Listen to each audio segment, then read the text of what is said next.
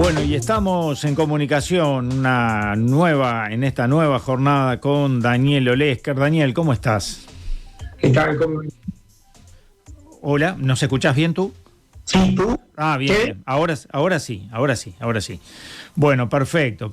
Hoy Daniel nos convoca, ¿qué tema?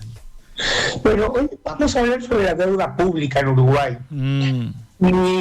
Es un tema que no hemos hablado todavía.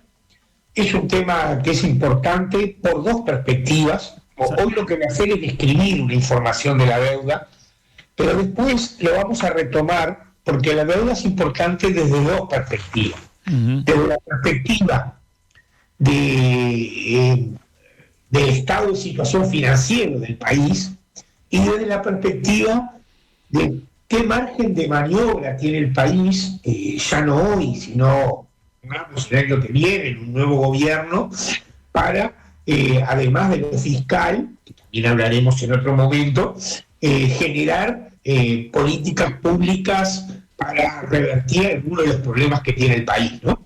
Pero de eso hablaremos en próximos programas. Hoy vamos a hacer un estado de situación. Y lo primero que tenemos que decir es ¿qué importa saber de la deuda pública? Y digo que hablo de la deuda pública simplemente porque estamos nosotros muy acostumbrados, quizás de la década del 90, a hablar de la deuda externa. Pero la deuda pública es más que la deuda externa, porque una parte de la deuda pública, el Estado, la tiene con residentes en Uruguay. O sea, hay deuda pública externa e interna, ¿no? Claro. Entonces, ¿qué es lo que importa saber? Bueno, como en cualquier hogar, lo que importa primero saber es cuánto impacta nuestra deuda en nuestros ingresos. Es decir, si yo o tú en tu hogar tenés una deuda de $100.000, ¿no? Y ganás $3.000, $4.000 por mes, si debes $100.000 y ganás 3 o 4.000 pesos por mes, tenés problemas para pagar esa deuda, ¿no? Sin duda. Entonces, bueno, Uruguay tiene una deuda pública de unos 53.000 millones de dólares, que significan en torno a un 70%, todavía no están los datos del producto del 2023, pero ya más o menos tenemos el dato final, un 71% del PBI. O sea, de lo que serían los ingresos del país, como serían los ingresos de nuestras casas. Entonces, este es el primer dato.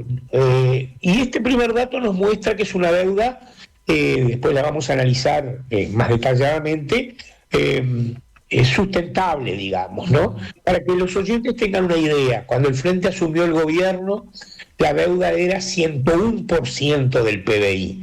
O sea, el país debía más de lo que producía en un año, ¿no? Después de la crisis del 82, en la dictadura también era como 110.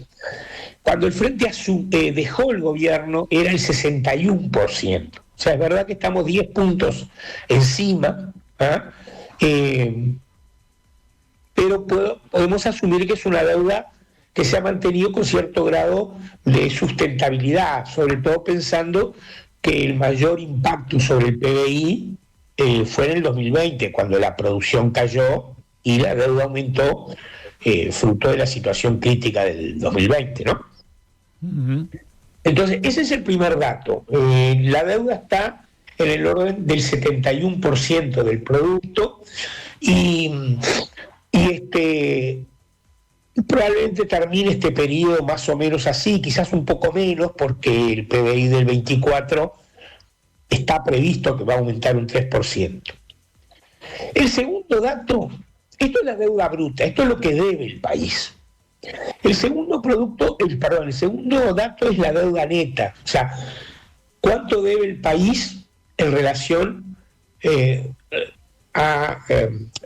deducido los activos que el país tiene, las reservas, vamos a decir, en el lenguaje más común. Más común, claro. Que bueno, que también recordemos que en el 2005 eran prácticamente cero, ¿no? O sea, no había reservas. y ahora son aproximadamente unos 16.000, 17.000 millones de dólares. Con lo cual la deuda neta es del país anda en el orden del 40% del PBI, cuando el Frente de Gobierno era el 30%. O sea, más o menos es la misma relación. Esos son los datos de lo que podríamos llamar el stock de la deuda. Ajá. Pero los siguientes datos importantes es cómo se compone esa deuda. Y hay 5 características que necesitamos analizar. Primero, ¿es una deuda de corto plazo o de largo plazo? Bueno, el 61% de la deuda es de más de 5 años. O sea, nuestro calendario de vencimiento de la deuda es relativamente de plazos largos, ¿no? Aunque el país emite muchas veces bonos y letras de regulación monetaria, y algunas son de corto plazo para financiar situaciones inmediatas, ¿no? Pero en general tenemos un valor de un 61% de largo plazo. La otra cosa importante es que la mayor parte está emitida en títulos de deuda pública. Y la deuda con organismos internacionales, piensa que cuando la crisis del 2002, más de la mitad de la deuda era con organismos internacionales, básicamente con el Fondo Monetario Internacional, ¿no?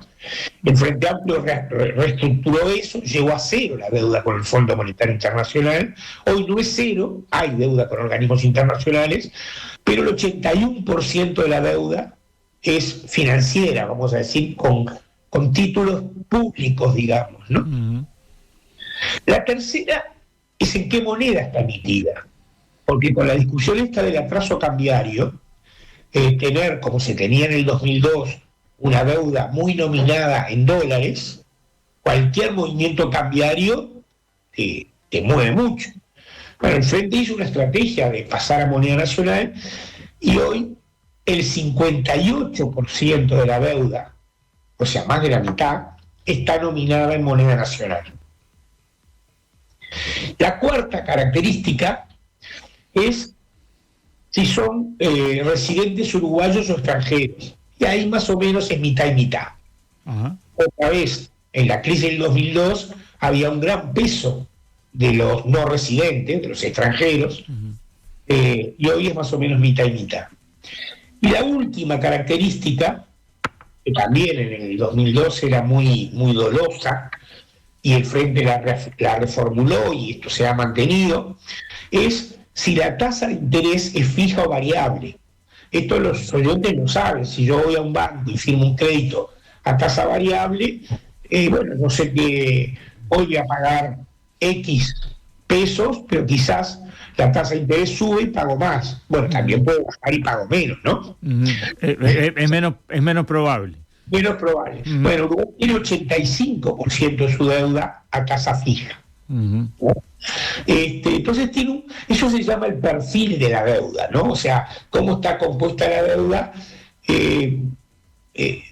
Hubo una gran reformulación de la deuda en cantidad y calidad, sobre todo entre el 2005 y el 2007, los primeros años de gobierno al Frente, y hoy tenemos una característica con algunos aumentos, estamos hablando de 10 puntos respecto al PBI, tanto en la bruta como en la neta, pero manteniendo ese perfil de títulos, largo plazo, moneda nacional, residentes y tasa fija. El otro y el último factor que importa analizar para mirar esta descripción de la deuda pública es cuánto pesan los intereses en nuestro presupuesto, digamos, ¿no? Cuando terminó la crisis del 2002 era el 6%, ¿no? O sea, de cada 100 pesos era el 20%.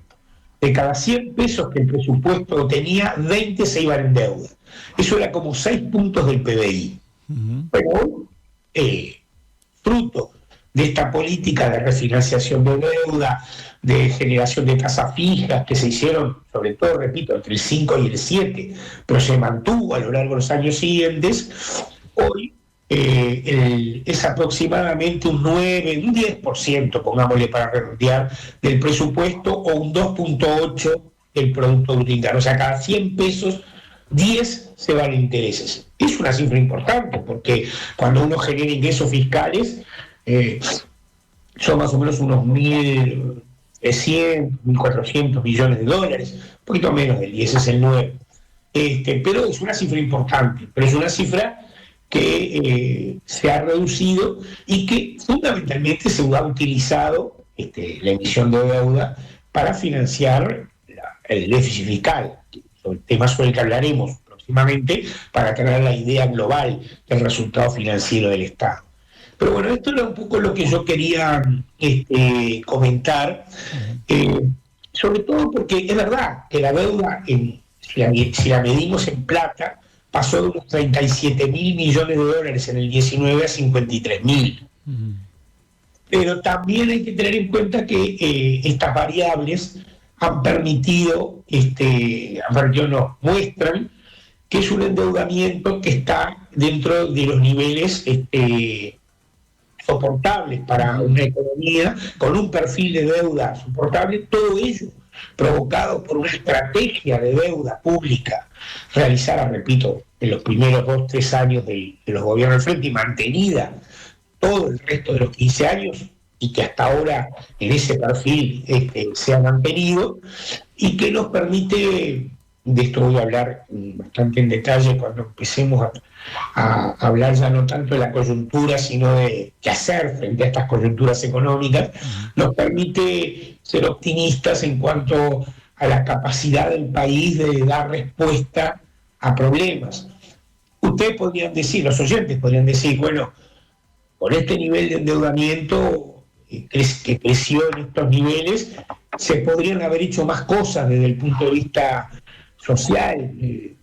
¿Qué se hizo? ¿A dónde fueron esos recursos? Bueno, sí, eso es posible, y de eso iremos juzgando a lo largo de las próximas columnas. Daniel, muchísimas gracias una vez más. Nos reencontramos entonces con esta economía con los pies en la tierra en un par de semanas. Nos encontramos en 15 días. Abrazo a todos. Igualmente.